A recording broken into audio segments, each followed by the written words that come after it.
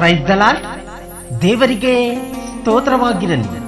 ಈ ದಿನದ ದೇವರ ವಾಗ್ದಾನವು ಯೆಶಾಯನ ಪ್ರವಾದನೆಯ ಗ್ರಂಥ 30ನೇ ಅಧ್ಯಾಯ 15ನೇ ವಚನದಲ್ಲಿ, ಇಸ್ರಾಯೇಲರ ಸದಮಲ ಸ್ವಾಮಿಯಾಗಿರುವ ಕರ್ತನಾದ ಯೆಹೋವನು, ನೀವು ತಿರುಗಿಕೊಂಡು ಸುಮ್ಮನಿದ್ದರೆ ನಿಮಗೆ ರಕ್ಷಣೆಯಾಗುವುದು, ಶಾಂತರಾಗಿ ಭರವಸೆದಿಂದಿರುವುದೇ ನಿಮಗೆ ಬಲವೆಂದು ಹೇಳಿದರು.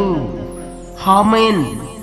ಹೌದು ಪ್ರಿಯ ದೇವ ಜನರೇ, ನೀವು ಯೆಹೋವನಲ್ಲೇ ಸದಾ ಭರವಸೆ ಬಿಡಿರಿ.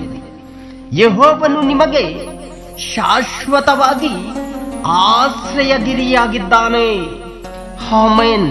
ಭ್ರಷ್ಟರಾದ ಮಕ್ಕಳಿರ ಹಿಂದಿರುಗಿರಿ, ನಿಮ್ಮ ಭ್ರಷ್ಟಾತ್ವವನ್ನು ಪರಿಹರಿಸುವೆನು ಎಂದು ಯೆಹೋವನು ಅನ್ನುತ್ತಾನೆ. ಪ್ರಿಯ ಸಹೋದರರೇ, ಅನೇಕರು ನಿಮಗೆ ಅವಮಾನ ಪಡಿಸಿದರು, ನಿಮ್ಮ ಮೇಲೆ ಅಪರಾಧಗಳನ್ನು ಹೊರಿಸಿದರು. ನೀವು ಭಯಪಡದೆ ಸುಮ್ಮನಿದ್ದರೆ ನಿಮಗೆ ರಕ್ಷಣೆಯಾಗುವುದು.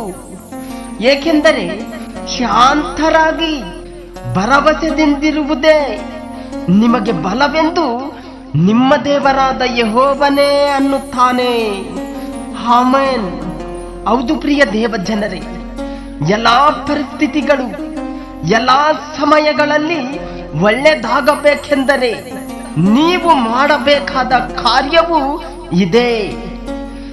ದೇವರ ಕಡೆಗೆ ತಿರುಗಿಕೊಂಡು ಸುಮ್ಮನಿರಬೇಕು, ಆತನಲ್ಲಿ ಭರವಸೆಯನ್ನಿಡಬೇಕು. ಇದುವೇ ರಕ್ಷಣೆಯ ಬಲ ಮತ್ತು ಭದ್ರತೆಗೆ ನಡೆಸುವ ಮಾರ್ಗವಾಗಿದೆ. ನೀವು ಮೊದಲು ಪಶ್ಚಾತ್ತಾಪಪಟ್ಟು ಆತನಲ್ಲೇ ಭರವಸೆದಿಂದಿರ್ರಿ. ಪ್ರಿಯ ಸಹೋದರರೇ, ಹೀಗೆ ಇಸ್ರಾಯೇಲರು ಆ ಕಾಲದಲ್ಲಿ ತಗ್ಗಿಸಲ್ಪಟ್ಟರು. ಯೆಹೂದ್ಯರು ತಮ್ಮ ಪಿತೃಗಳ ದೇವರಾದ ಯೆಹೋವನಲ್ಲೇ ಭರವಸೆ ಬಿಟ್ಟಿದ್ದರಿಂದ ಬಲಗೊಂಡರು. ಪ್ರಿಯ ದೇವ ಜನರೇ, ಈಗಿರಲಾಗಿ ದೇವರಿಗೆ ಬೆಳಗಾಗಿರ್ರಿ, ಸೈತಾನನನ್ನು ಎದುರಿಸಿರಿ, ಆಗ ಅವನು ನಿಮ್ಮನ್ನು ಬಿಟ್ಟು ಓಡಿ ಹೋಗುವನು. ಆಮೆನ್. ಪ್ರಿಯ ಸಹೋದರರೇ, ನಂಬಿಕೆಯ ಶ್ರೇಷ್ಠ ಹೋರಾಟವನ್ನೇ ಮಾಡಿರಿ, ನಿತ್ಯ ಜೀವವನ್ನು ಹಿಡಿದುಕೊಳ್ಳಿರಿ. ಅದಕ್ಕಾಗಿಯೇ ನೀವು ಕರೆಯಲ್ಪಟ್ಟಿರಿ. ಆಮೆನ್. ನಿಮ್ಮ ವಾಕ್ಯವೇ ನನಗೆ ಜೀವ ಕೊಡುವುದು, ನನ್ನ ವೇದನೆಗೆ ನೆಮ್ಮದಿ ನೀಡುವುದು. ನನ್ನ ಜೊತೆಯಲ್ಲಿ